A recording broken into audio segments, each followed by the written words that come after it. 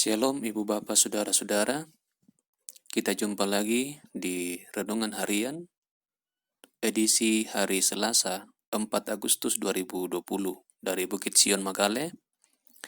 Kami menyapa Ibu Saudara-saudara, Bapak Ibu, semoga sehat, senantiasa sukacita menjalani hidup. Bacaan hari ini dari Kisah Rasul pasal 2 ayat 41-47, bacaan harian Gereja Toraja. Sebelum kita membacanya, mendengarkan, merenungkannya, mari kita berdoa. Terpujilah nama Tuhan, ditinggikan, diagungkanlah namamu.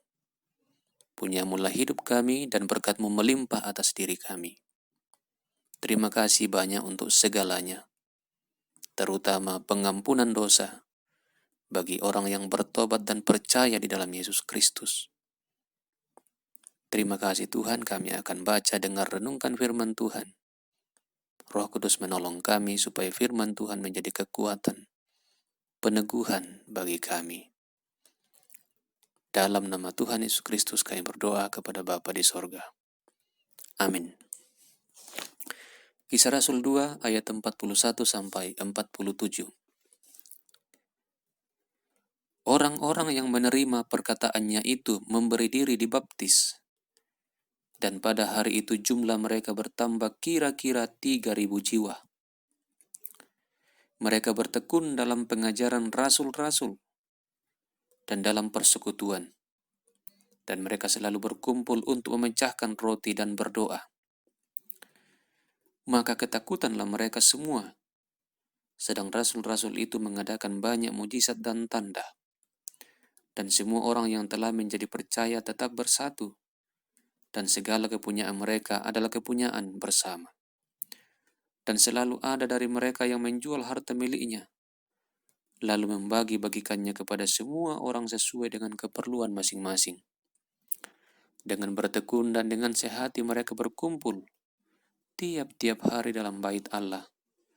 Mereka memecahkan roti di rumah masing-masing secara bergilir dan makan bersama-sama dengan gembira dan dengan tulus hati, sambil memuji Allah, dan mereka disukai semua orang. Dan tiap-tiap hari Tuhan menambah jumlah mereka dengan orang yang diselamatkan. Amin. Bapak Ibu Saudara, dari bacaan ini saya beri judul perenungan perubahan yang indah. Perubahan yang indah.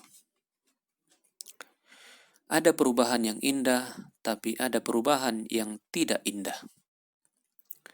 Perubahan yang tidak indah misalnya dari sejahtera menjadi miskin, dari sehat menjadi sakit-sakitan, dari bersih menjadi kotor, dari kebaikan menjadi jahat, dari orang yang rajin menjadi malas.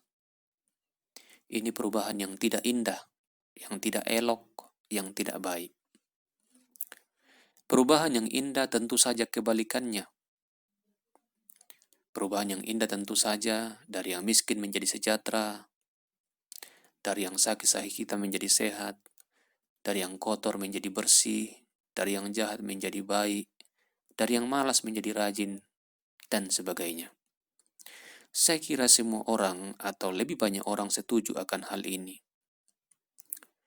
Nah, Bapak Ibu Saudara-saudara, warga jemaat mula-mula atau orang Kristen mula-mula yang menerima Yesus sebagai Tuhan dan Juru Selamat sekitar 2000 tahun yang lalu mengalami perubahan itu.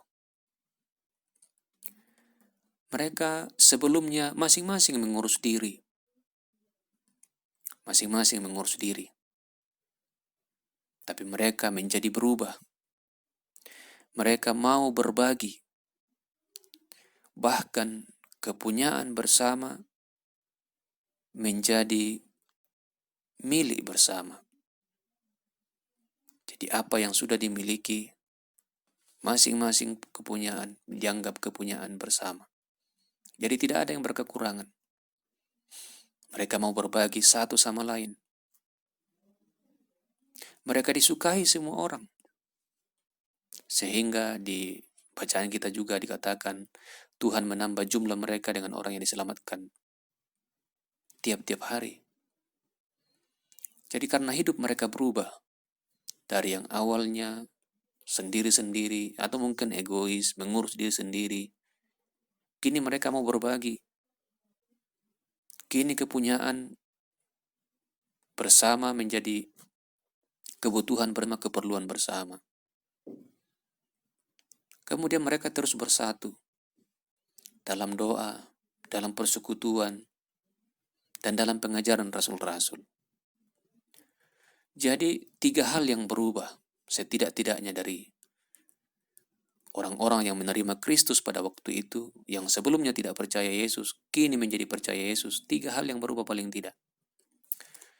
Saya ulang, yang pertama, mereka masing-masing mengurus diri, kini mau berbagi, bahkan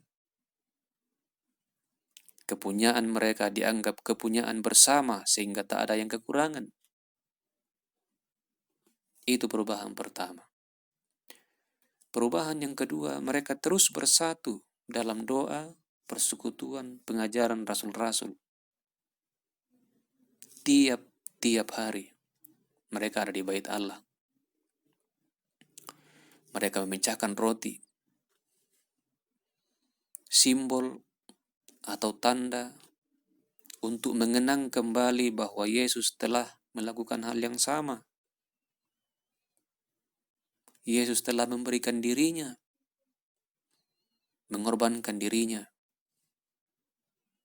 untuk menjadi keselamatan bagi mereka, bagi umat manusia. Yang ketiga, mereka akhirnya disukai semua orang. Mungkin awalnya biasa-biasa saja orang lain kepada mereka, tapi dengan kehidupan itu mereka disukai semua orang. Dan akhirnya makin banyak orang yang tertarik, tiap-tiap hari jumlah mereka ditambahkan. Jumlah orang-orang yang diselamatkan dikatakan di ayat 47 bertambah. Nah, bagaimana dengan kita Bapak Ibu Saudara? Kita sebagai orang percaya semestinya juga suka berbagi. Sebagai orang percaya kepada Kristus semestinya juga suka berbagi. Sebagai orang percaya semestinya kita bersatu dalam doa, persekutuan, memuji muliakan Tuhan, memecahkan roti,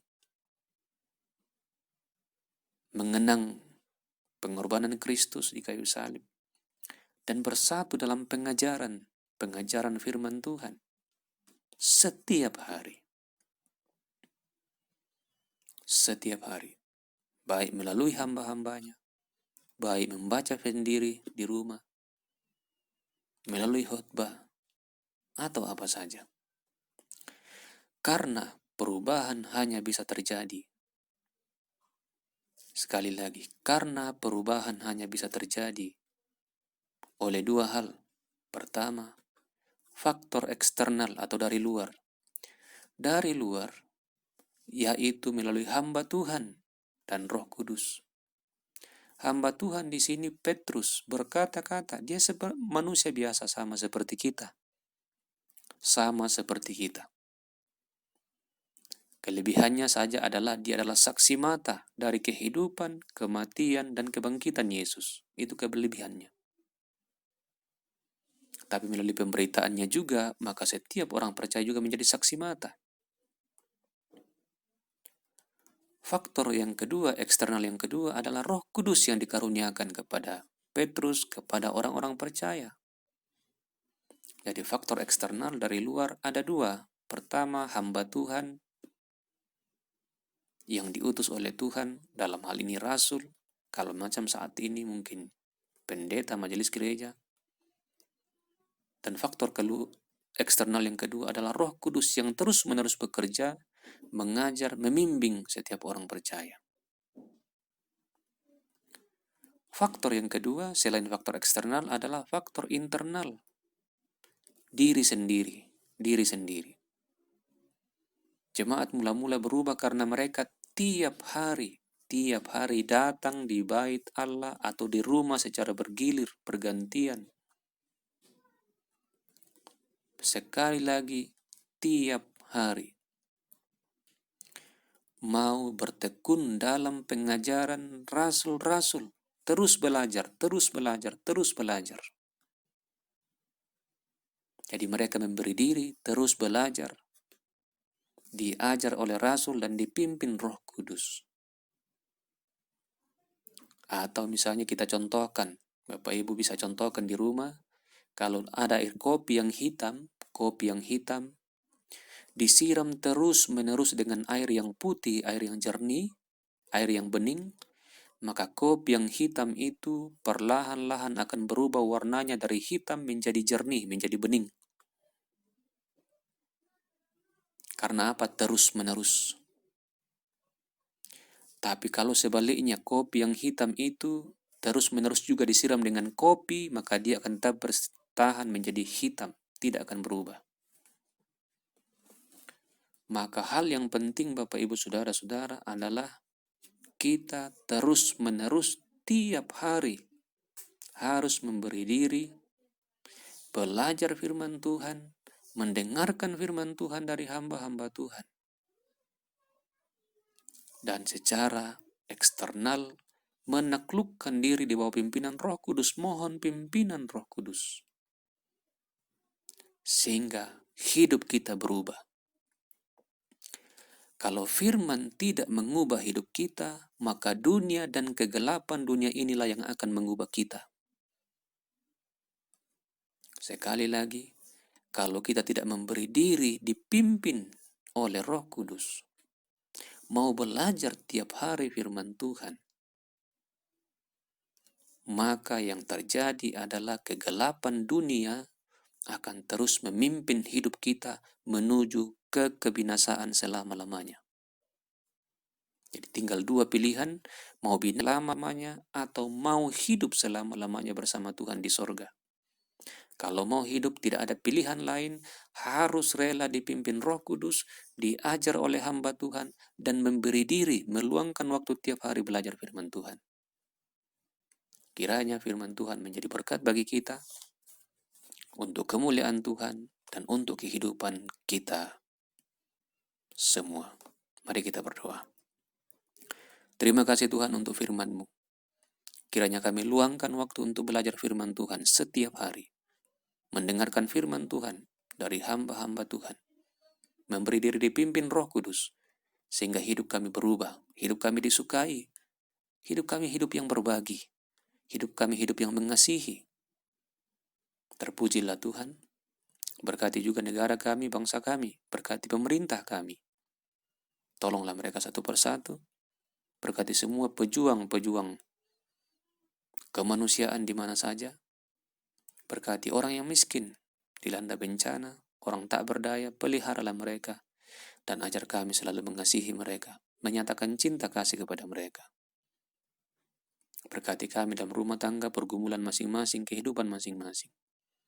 Pulihkan mereka yang sakit, hiburkan mereka yang berduka cita. Kami punya rencana, Tuhan berkati. Jangan rencana kami yang jadi, tapi kehendak Tuhan yang jadi. Terpujilah nama Tuhan, dalam nama Yesus Kristus kami berdoa kepada Bapa di sorga. Amin. Terima kasih Bapak Ibu Saudara, demikian renungan kita hari ini, hari Selasa 4 Agustus 2020. Selamat beraktivitas, Tuhan memberkati.